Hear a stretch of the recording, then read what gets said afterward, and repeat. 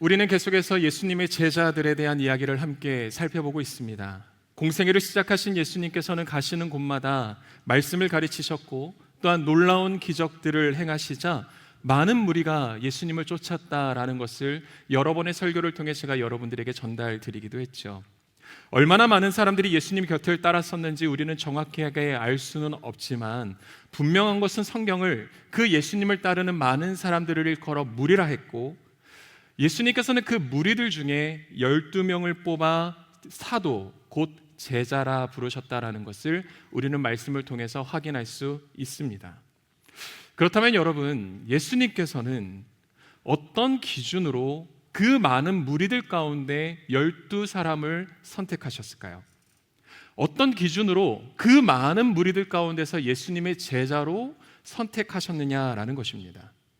회사에서 직원 한 명을 채용하기 위해서도 기준과 절차가 있는데 예수님께서 제자를 선택하시는 데는 여러분 조금 더 특별한 기준이 있어야 하는 것은 아니었을까요? 왜냐? 여러분, 예수님의 제자로 선택된 사람은 늘 예수님의 곁에서 예수님의 호흡과 예수님의 삶을 지켜볼 수 있는 특권이 있었거든요. 그 예수님의 작은 호흡 하나하나를 예수님의 제자만이 볼 수 있었거든요. 또 예수님께서 직접 풀어주시는 그 말씀을 들을 수 있다는 것이 제자됨의 특권이었기 때문에 여러분, 무리 중에서 12명의 제자로 선택되는 데는 어떠한 기준이 있어야 하는 것이 아니었을까요? 그런데 성경 어디를 살펴봐도 어떠한 기준으로 예수님께서 그 제자를 선택하셨는지에 대한 명확한 이유를 밝히고 있지 않다라는 것입니다. 그렇다면 어떤 기준으로 제자에 뽑는 선택 기준이 있었느냐라는 것을 우리가 알지 못한다면 12명의 제자들의 모습을 통해서 그럼 예수님은 어떠한 기준으로 그 제자를 선택하셨는지 우리는 유추해 볼 수 있겠지만 중요한 것은 뭐냐? 그 12명의 제자들의 모습을 살펴보아도 그 기준이 무엇인지 우리가 확인할 수 없다는 것입니다. 왜냐? 그들 모두에게 공통점이 없었거든요. 직업군이 일치하는 것도 아니었고 사회적인 위치가 비슷한 것도 아니었고 그렇다고 순종적인 사람들도 아니었다라는 것입니다. 그렇다면 예수님은 어떤 기준으로 제자를 부르시고 선택하셨을까요? 우리는 이 질문에 대해서 명확한 답을 찾아볼 수는 없지만 한 가지 분명한 것은 뭐냐? 어떤 과정을 거쳐 예수님께서 제자를 선택하셨는지는 알 수 있다는 거예요. 선택의 기준은 모르지만 어떤 과정을 거쳐서 예수님께서 제자를 부르셨는지는 우리가 말씀을 통해서 확인할 수 있다는 것이죠. 함께 누가복음 6장 12절 13절의 말씀을 우리가 한 목소리로 읽어보면 좋을 것 같은데요, 함께 읽어볼까요? 시작. 그 무렵 예수께서 기도하시기 위해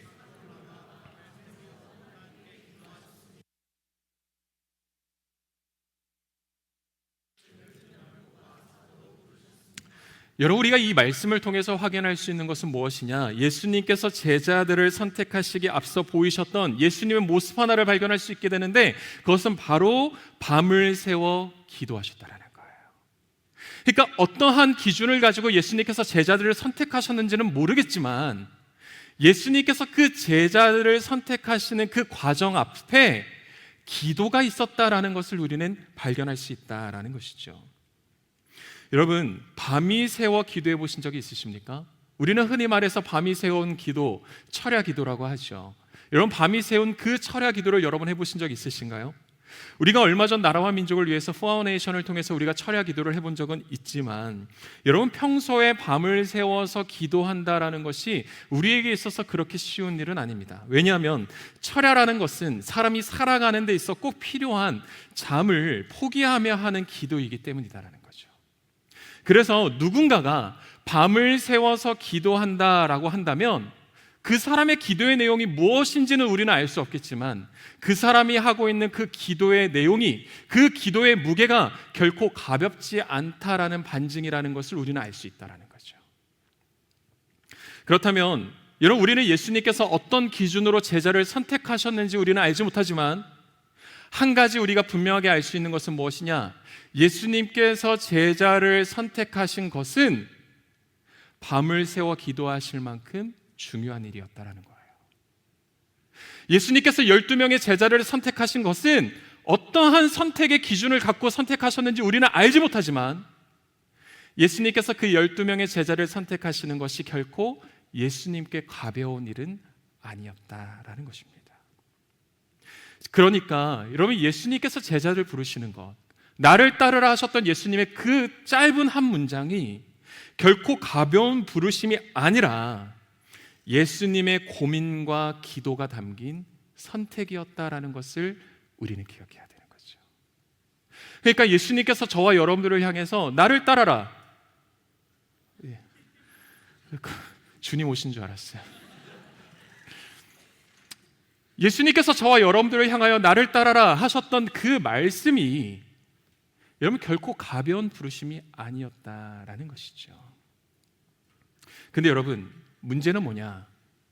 그렇게 가볍게 그러한 기도가 아닌 정말 무거운 고민의 기도를 가지고 예수님께서는 제자들을 선택하셨는데, 예수님께서 선택하셨던 그 제자들의 모습이 과연 기도의 결과로 선택된 제자들의 모습이라 하기에는 너무 부족한 점이 많았다라는 것입니다. 한번 볼까요? 베드로는 십자가 앞에서 예수님을 3번이나 부인하죠. 야고보와 요한은 어땠습니까? 그들에겐 혈기가 있었어요. 빌립은요, 현실의 문제 앞에서 계산기만 두드리는 사람이었고요. 세리마태는 어떤 사람이었죠? 제자로 부르기 위해서는 그만큼의 반대를 감내해야 되는 사람이었다라는 거예요. 그러니까 예수님께서 선택하신 그 제자들의 면면을 보면 예수님께서 고민하시고 예수님께서 기도하시면서 그들을 선택하셨지만, 그 제자들의 면면을 보면 과연 예수님의 그 기도를 통한 선택이 옳았는지 의문이 돈다라는 것입니다. 여러분, 우리도 어떤 중요한 선택을 앞두고 우리가 기도할 때가 있죠. 어떤 직장을 가야 할지, 아니면 어디에 사무실을 얻어야 할지, 더 나아가 누구를 나의 배우자로 선택할 것인가에 대해서 우리는 하나님께 묻고 또 기도합니다. 왜? 내가 왜 그러한 중요한 선택의 문제를 앞에 두고 내가 기도할까? 그것은 선택에 따른 그 결과가 실패로 끝나지는 않을까 하는 두려움이 우리 가운데 있거든요. 나의 그 선택이 실패로 끝나지 않을까 하는 그 두려움 때문에 우리는 계속해서 하나님 앞에 기도하는 거예요. 하나님께 기도하면 그 선택이 실패가 아니라 성공으로 끝나지는 않을까 하는 그 기대가 우리 가운데 있거든요. 근데 여러분, 기도 후에, 아니 철야를 하면서까지 예수님께서는 제자를 선택하셨는데, 그 제자들의 모습만 보면 예수님의 기도는 실패였다라고 이야기할 수 있지 않을까요?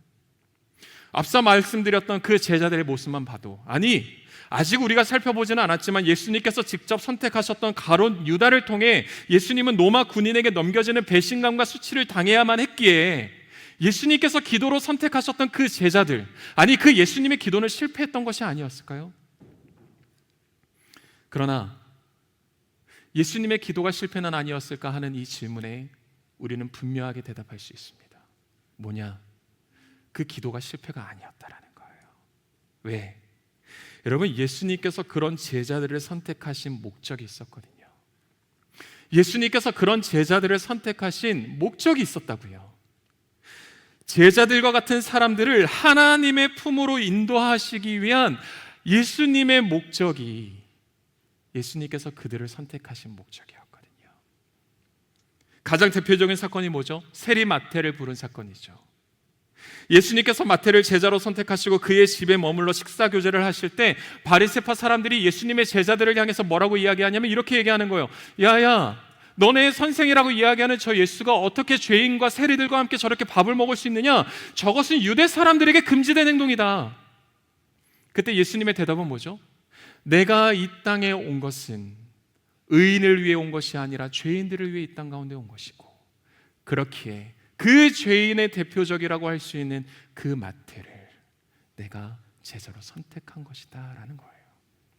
예수님께서 세리 마태를 제자로 선택하셨기에 그 마태와 같았던 세리와 죄인들이 예수님과 함께 그 식사의 교제 가운데 머무를 수 있었다라는 것이죠. 그러니까 이렇게 생각이 들더라고요. 예수님께서 왜 기도하셨을까?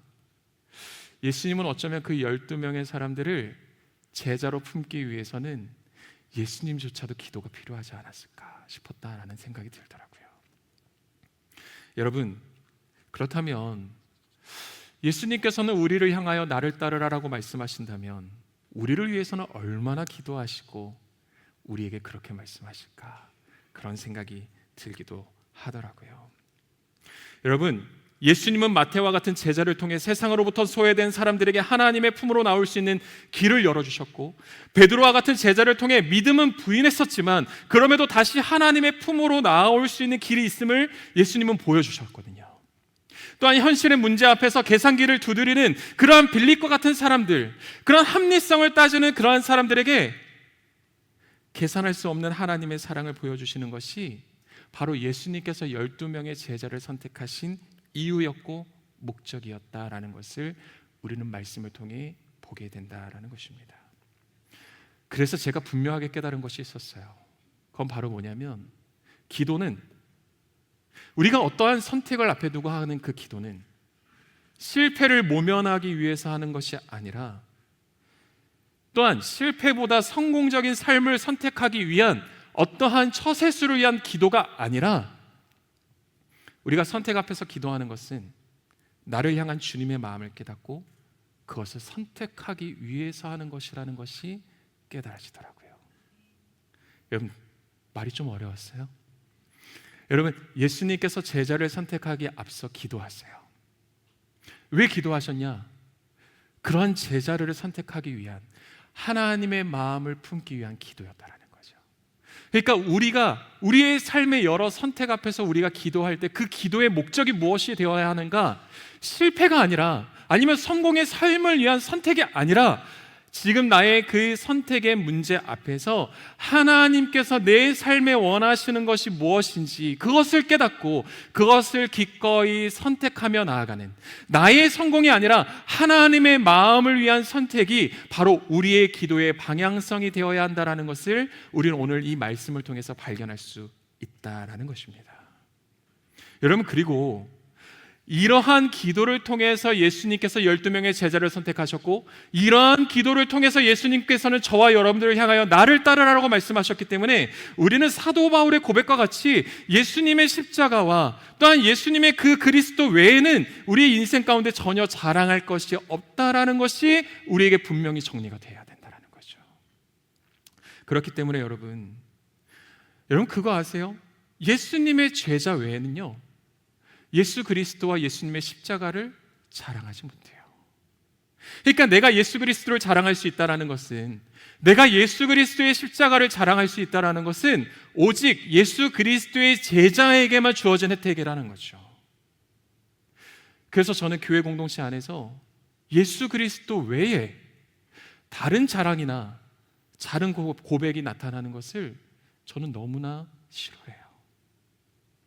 여러분, 우리 제2FO 공동체 안에 절대 예수 그리스도와 예수 그리스도 십자가 외에는 자랑하는 것이 없는 그런 공동체가 되기를 간절히 소망합니다. 할렐루야. 여러분, 그런 공동체가 되기를 원해요. 그리고 여러분들의 기도는 무엇을 위해 사용되고 있습니까? 여러분들은 무엇을 위해 기도하고 계시냐라는 거예요.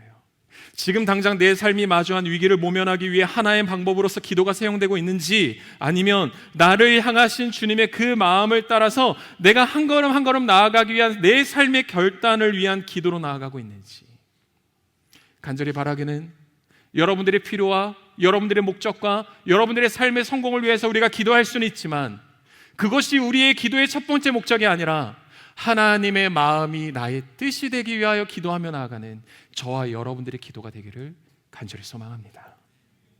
여러분, 그래서 기도하고 내린 우리의 결정을 바라보고, 마치 예수님께서 기도하고 그 12명의 제자들의 삶을 선택하셨지만 사람들은 그 제자들의 모습을 보고 실패했다, 예수님의 기도가 실패였다라고 말하는 것처럼, 기도하며 내렸던 우리의 기도의 결정이 사람들이 볼 때 실패처럼 보일지는 몰라도, 여러분, 그게 하나님 아버지의 마음이라면 기꺼이 그것을 선택하는 예수님의 제자로 나아가는 저와 여러분들이 되기를 간절히 소망합니다.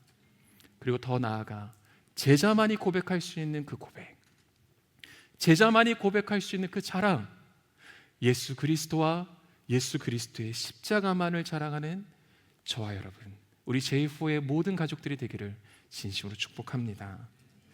여러분, 예수님께서 기도하시면서 결정하셨던 제자 중에 10번째 제자, 우리가 오늘 함께 살펴보게 되는 열심당원이라 불렸던 시몬에 대해서 우리가 함께 살펴보기를 원합니다. 그러나 이 시몬에 대해서 여러분들과 함께 살펴보기 앞서 조금 안타까운 소식을 하나 좀 먼저 전해드리려고 합니다. 그것은 뭐냐면 성경은 그에 대해서 많은 이야기를 하고 있지 않다라는 거예요. 성경은 그 열심당원이라 불렸던 시몬에 대해서 많은 이야기를 하고 있지 않다라는 것입니다. 마치 지난주에 우리가 살펴보았던 알페오의 아들 야고보처럼 말이죠. 그렇다면 왜 성경은 이들에 대한 기록을 그렇게 남겨놓지 않고 있을까? 분명히 예수님의 12제자였고 분명히 예수님께서 기도로 선택하셨던 제자였음에도 불구하고 누구에 대해서는 성경이 많은 이야기를 담고 있지만 왜 지난주에 살펴봤던 야고보 그리고 오늘 우리가 살펴보게 되는 이 시몬에 대해서는 많은 이야기를 담고 있지 않느냐라는 것이죠. 괄목한 성과가 없어서였을까? 아니면 이들을 주인공으로 한 중요한 사건이 없어서였을까? 그 이유는 알지 못하지만 한 가지 우리가 분명하게 알 수 있는 것은 무엇이냐? 마태복음과 누가복음과 마가복음에 나오는 이 공간복음에서 기록되어져 있는 그 예수님의 12제자 목록에 이 열심당원 시몬의 이름은 빠지지 않고 등장하고 있다라는 것입니다. 그래서 지난주의 야고보도 그렇고 오늘의 시몬도 그렇고 이들의 삶을 한 주간 묵상하면서 제가 어렸을 때 들었던 하나의 기도 소리가 좀 떠올랐어요. 뭐냐면 여러분 혹시 그런 기도를 들어보신 적 있으세요? 머리가 될지언정 꼬리가 되게 하지 마시고.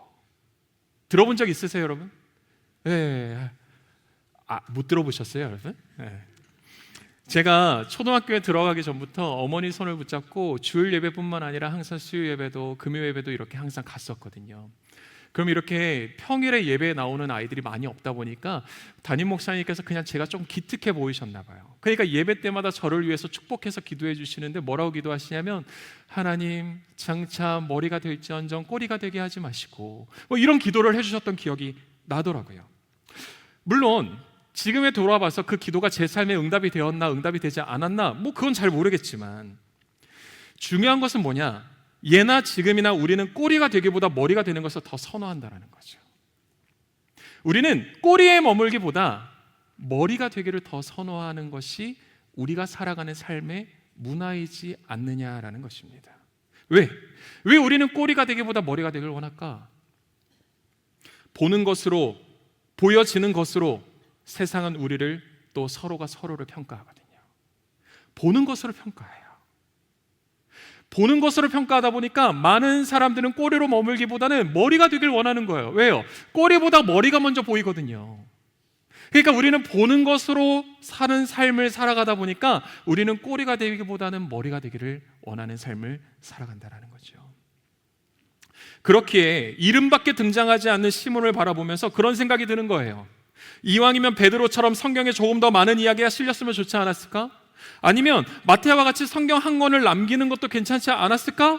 왜 그 열심당원이라 불렸던 그 시몬은 굳이 성경의 한 문장밖에 아니 왜 이름밖에 나오지 않는 것일까?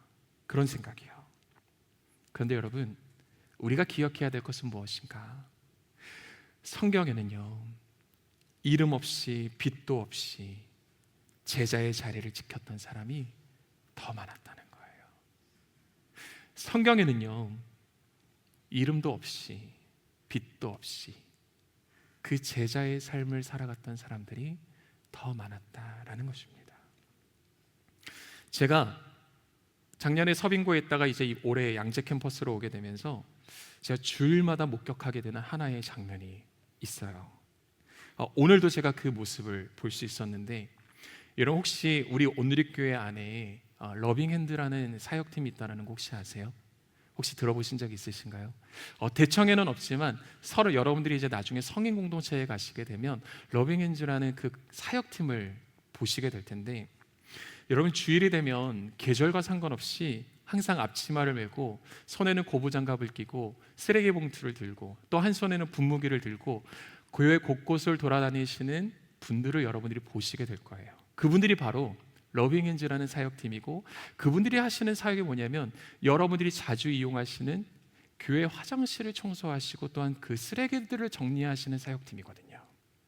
근데 여러분, 우리 대청 교역자 사무실 그 앞에 보면 작은 화장실 2개가 있어요. 2개가 있는 거 아세요? 그 몰라요? 남자 화장실과 여자 화장실이 있거든요. 근데 여러분, 이 주일날 오전에 그 남자 화장실을 가게 되면 꼭 마주치는 분이 한 분 계세요. 앞치마를 두르고 고무장갑 끼고 한 손에는 쓰레기를 담는 비닐봉지와 또 다른 한 손에는 방향제를 두고 계시는 좀 나이가 지긋해 보이시는 남자 성도님 한 분이 꼭 계세요. 근데 그분이 유독 제 눈에 띄었던 것은, 제가 양재 와서 처음 그분을 뵀을 때나 지난주에 뵀을 때나 그리고 오늘도 뵀을 때나 그분은 한결같이 화장실 청소를 하는데 뭐가 그렇게 행복한지 청소하시면서 계속 찬양을 흥얼거리는 거예요. 오늘도요. 계속 찬양을 흥얼거리면서 화장실을 청소하시는 거죠. 저는 그분이 장로님인지 집사님인지, 아니 현역에서 은퇴하신 분인지 저는 전혀 몰라요. 그분의 이름도 몰라요. 근데 제가 아는 것은 딱 하나.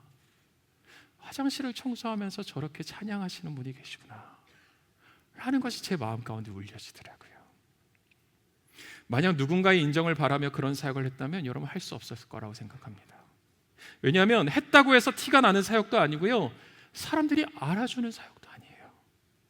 무엇보다 금세 또 더러워지는 그 일을 그렇게 기쁘게 섬기시는 그분의 모습이 마치 무명한 것 같지만 끝까지 제자의 명단에 포함되어 있었던 제자들을 생각나게 하더라고요. 여러분, 진정으로 예수님을 만났던 사람, 진정한 예수님의 제자에게 나타나는 한 가지의 모습이 뭔지 아세요? 그것은 바로 사람들의 인정에서부터 자유로워지는 거예요. 예수님을 진정으로 만나면요, 사람들의 인정에서부터 자유로워진다는 거죠. 내가 지금 하는 사역 가운데 누가 알아주지 않아도, 또 사람들이 보는 눈이 없는 것 같아도, 왜 내가 사람들의 인정에서부터 자유로워질 수 있냐면 성령 하나님께서 늘 나와 함께 하신다는 것을 나는 믿거든요.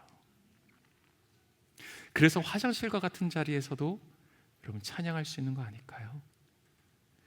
여러분, 우리 J4의 모든 지체들이 바로 이러한 사람들로부터의 인정에서 자유로워지고, 무명한 것 같지만 그 자리에서 하나님을 예배하는 예배자로서 끝까지 살아가는 저와 여러분들의 삶이 되기를 간절히 소망합니다. 여러분, 우리 공동체도 그런 예수 그리스도의 제자 공동체가 되길 원해요. 예수님의 십자가 외에는 자랑할 것이 없는 공동체, 무명한 것 같으나 하나님께서 유명하다고 인정해 주시는 사람들이 모인 공동체, 그러한 공동체가 우리 공동체가 되길 원하고, 그러한 삶이 저와 여러분들의 삶이 되기를 간절히 축복합니다. 그렇다면 여러분, 이 시몬에 대해서 성경은 뭐라고 소개하냐면 열심당원이라고 소개해요. 여러분, 열심당원이라는 말의 의미가 뭔가, 기원전 63년 여러분 로마의 폼페이 장군이 있었거든요. 근데 그 폼페이 장군에 의해서 예루살렘은 로마에 의해서 함락되게 됩니다. 그래서 그때로부터 유대 땅은 로마의 점령을 당하고 로마의 통치를 받게 되죠. 그래서 그 로마의 통치로 인해서 마태와 같았던 세리가 등장하게 되는 거예요. 로마의 통치 아래에 있었던 유대 사회는 크게 4부류로 나눠지는데, 여러분 기억할 필요는 없지만 그래도 한번 들어보시면 어떨까요? 성전을 중심으로 모여서 로마와 협력함으로 기득권에 있었던 사두개파, 그리고 구약의 율법을 중심으로 율법 중심의 운동을 펼쳤던 바리새파, 그리고 로마가 다스리는 세상가로부터 분리되어서 고립된 공동체를 형성하고 살았던 에세네파, 그리고 그 로마를 향한 무력으로 급진적인 저항운동을 펼쳤던 사람들이 있었는데 그들을 바로 열심당원이라고 이야기합니다. 그러니까 오늘 우리가 살펴보게 되는 이 시몬을 뭐라고 소식하고 있냐? 열심당원으로 불렸던 시몬, 그러니까 그 시몬은 그 로마를 저항으로 살아갔던 사람이었다라는 거죠. 왜 열심당원이 로마에 저항했는가? 이유는 단순했습니다.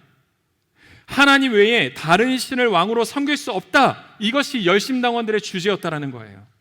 근데 로마의 황제가 죽으면 그 황제가 곧 신이 된다고 했기 때문에 그 열심당원 사람들은 그 로마를 인정할 수 없었다라는 것이죠. 그래서 여러분, 이 로마의 사상을 반대했었던 열심당원들은 로마에 내야 되는 세금도 거부하고 간혹 단검을 숨기고 나면서 로마의 협조적인 사람을 암살하는 경우도 있었다고 합니다. 그렇기 때문에 시몬에 대해서 정리해보면 이렇게 정리할 수 있을 거예요. 그는 하나님을 위해 로마의 반기를 들고 또한 이스라엘의 회복을 위해 열심과 열정을 다했던 사람이라고요. 이해가 되세요, 여러분? 그게 열심당원으로 불렸던 시몬이었다는 거예요. 자, 이제 시몬이 이러한 사람이라는 것을 우리가 알았다면 다시 예수님의 12제자의 명단을 우리는 살펴봐야 돼요. 누가복음 6장 14, 16절. 여러분, 한번 말씀을 보면서 제가 읽어드리는 말씀을 한번 잘 들으면서 어떤 것이 좀 이상하지 않는가라는 것을 한번 파악해 보시기 바랍니다. 14절은 이렇게 얘기하죠. 예수께서는 베드로라 이름 지으신 시몬과 그 동생 안드레, 야고보, 요한, 빌립, 바돌로메, 마태, 도마, 알페오의 아들 야고보, 열심당원으로 불린 시몬, 야고보의 아들 유다, 배반자가 된 가룟 유다였습니다. 여러분, 시몬에 대해서 우리가 이해했다면, 그리고 지금까지 우리가 살펴보았던 앞선 제자들의 스토리를 우리가 기억한다면, 우리가 이 제자들의 목록을 보면서 우리의 마음 가운데 한 가지의 물음표가 생겨야 된다는 거예요. 그건 바로 뭐냐? 함께 할 수 없었던 두 사람이 지금 그 제자의 목록 가운데 함께하고 있다는 거예요. 예수님의 제자 중에 열심당원이었던 불렸던 시몬과 사상적으로 함께할 수 없었던 한 사람이 있었다는 거죠. 조금 더 자세히 말씀드리면 로마에 저항했던 시몬과 달리 로마의 편에 서서 로마를 위해 일을 했던 사람이 예수님의 제자 중에 있었다라는 거예요. 그게 바로 누구죠? 마태라는 거예요. 여러분, 마태요. 여러분, 우리는 앞서 마태에 대해서 살펴봤죠. 마태는 로마로부터 세금 징수권을 위임받아 동족에게 로마를 위한 세금을 거두는 사람이었다라고요. 사람들은 마태를 향해 배신자라 손가락질했고 그가 하는 말은 어떤 말이라도 신뢰하지 않는 것이 마태의 삶이었고 유대 사람들의 문화였다라고요. 그리고 이러한 마태와 같은 사람들을 반대하고 급기야 폭력을 행사했던 사람들이 바로 열심당원이었는데, 그 열심당원 중에 한 사람이었던 시몬이 지금 예수님의 제자 가운데 있다라는 거예요. 그 시몬이 지금 마태와 함께 하나의 공동체를 이루고 있다라는 것입니다. 공존할 수 없는 두 사람이 예수님의 제자라는 이름 아래 머물러 있다는 거죠. 근데 더 나아가 우리가 함께 읽었던 사도행전의 말씀을 보게 되면 두 사람의 모습을 이렇게 이야기해요. 사도행전 1장 14절을 보면 그들은 모두 그곳에 모인 여자들과 예수의 어머니 마리아와 예수의 동생들과 함께 한 마음으로 기도에 전념하고 있었다고요. 사상적으로 함께 할 수 없었던 두 사람이 이제 무엇을 하고 있냐면 두 사람이 함께 한 마음으로 하나님 앞에 기도하고 있다는 것을 우리는 사도행전의 말씀을 통해서 보게 된다는 것이죠. 여러분, 마태를 처음 본 시몬, 언제 그 마태를 처단해야 될지 그때를 계산하지 않았을까요? 아니면 그 시몬을 처음 봤던 마태는 잘못 걸렸다 하고 그 자리를 피하기 위해서 언제 도망갈지 궁리하지 않았을까요? 근데 성경은 끝까지 둘 중 어떤 한 사람도 예수님의 제자에서 이탈하지 않고 함께 기도하는 관계였다라는 것을 우리에게 말씀해주고 있다는 거죠. 그리고 여러분, 레오나르도 다빈치가 그린 최후의 만찬 그림에서도 나중에 한번 보세요. 가장 오른쪽에 보면 마테와 시몬이 함께 앉아 있는 것을 보게 됩니다. 여러분, 우리는 살아가면서 이념이라는 것을 갖게 돼요. 사상이라는 것을 갖게 됩니다. 이념이라는 말의 의미는 뭐냐? 이상적인 것으로 여겨지는 생각이나 견해를 의미해요. 그러니까 각자가 생각하는 이상으로 세상을 이해하고 세상을 저항하며 또한 세상과 타협하며 살아간다는 거죠. 열심당원이라고 불렸던 그 시몬에게는 로마에 대항하는 것이, 하나님 외에 다른 신을 섬길 수 없기에 우리가 이렇게 로마에 저항하며 살아가는 것이 우리가 믿는 자로서 하나님의 백성으로서 당연한 삶이라고 생각하는 것이 그 시몬의 이념이었지만, 마태에게는 로마의 일원이 되어 세금을 거두며 살아가는 것이 지금 당장 내가 선택할 수 있는 이상적인 선택이었다라고 살아가는 것이 그 마태의 삶이었다라는 거죠. 그런데 이렇게 서로 다른 극과 극에 이치했던 서로 다른 극과 극에 이치한 그 이념을 가진 두 사람이 지금 예수님의 제자라는 이름 안에 모이게 되었다라는 거예요. 그럼 놀랍지 않으세요? 분열의 사회를 살아가는 오늘 이 두 제자가 함께 머물러 있다라는 것이 우리에게 놀라워야 한다라는 거죠. 그렇다면 문제는 이렇게 다른 두 사람이 어떻게 함께 할 수 있었냐는 거예요. 어떻게 마태와 어떻게 시몬이 한 공동체로 머물러 있었느냐? 그것은 세리마태, 열심당원으로 불렸던 시몬, 이것이 그동안 그들의 살아갔던 삶의 수식어였지만 이제는 그들의 이름 앞에 붙어진 수식어가 예수님의 제자로 바뀌었다라는 거죠. 예수님의 제자라는 그 수식어로 말미암아 서로 다른 이념과 사상을 가지고 살아갔던 그들이 하나의 공동체가 되었다라는 거예요. 여러분, 이러한 모습은요, 제자들의 모습일 뿐만 아니라 이미 구약 성경의 말씀을 통해서도 우리에게 약속하고 있지 않나요? 여러분, 이사야 11장 6절의 말씀을 보면 이런 말씀이 있어요. 함께 읽어볼까요? 시작. 늑대가 어린 양과 함께 살고 표범이 새끼 염소와 함께 누우며 송아지와 어린 사자와 살찐 짐승이 함께 있는데 어린아이가 그들을 이끌고 다닐 것이다. 여러분, 늑대와 어린 양은 함께 있을 수 없어요. 왜냐하면 한쪽은 포식자고 한쪽은 먹잇감에 불과하거든요.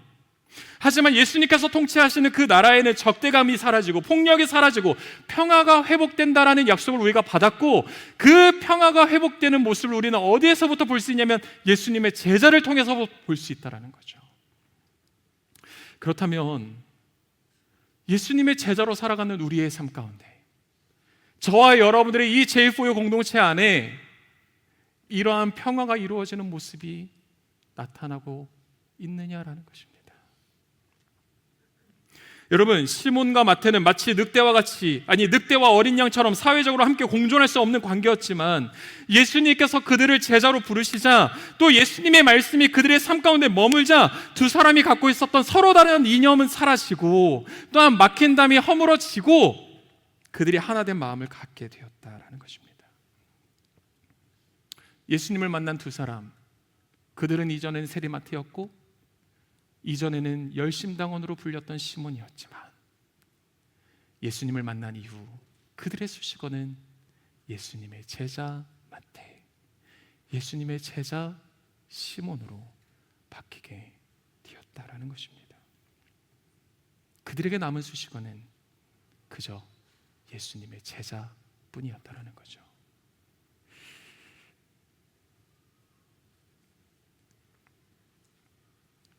여러분, 시몬의 이야기를 통해 우리가 발견하게 되는 하나, 그리고 여러분들과 결론으로 맺고 싶은 이야기는 이것입니다. 우리 안에 예수님이 계신다면, 우리 안에 예수님의 말씀이 머문다면 서로와 서로의 막힌 담이 허물어져야 한다라는 것이죠.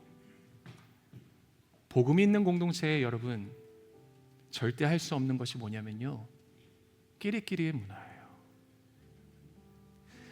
복음이 있는 공동체에 절대 함께 할 수 없는 것이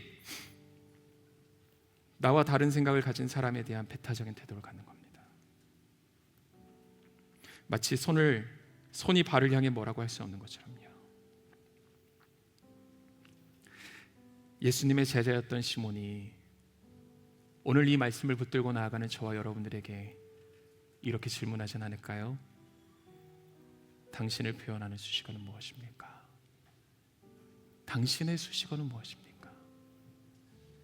여러분들은 여러분들 이름 앞에 어떤 수식어가 붙기를 원하시나요? 세상의 화려한 수식어가 여러분들의 이름 앞에 붙기를 원하시나요? 아니면 예수님의 제자라는 그 이름이 여러분들의 인생 앞에 붙기를 원하시나요? 저는 여러분들의 그 인생 앞에, 여러분들의 그 삶 앞에 예수님의 제자라는 이름이 붙기를 간절히 소망합니다. 사람들은 알아주지 않더라도, 세상에 볼 때는 무명한 것 같아도 하나님이 여러분들 보실 때 내가 사랑하는 나의 제자 누구야? 하나님이 여러분들을 향해서 그렇게 불러주신다면 여러분, 성공한 삶 아닐까요? 그러한 삶으로 나아가는 저와 여러분들 되기를 간절히 소망합니다.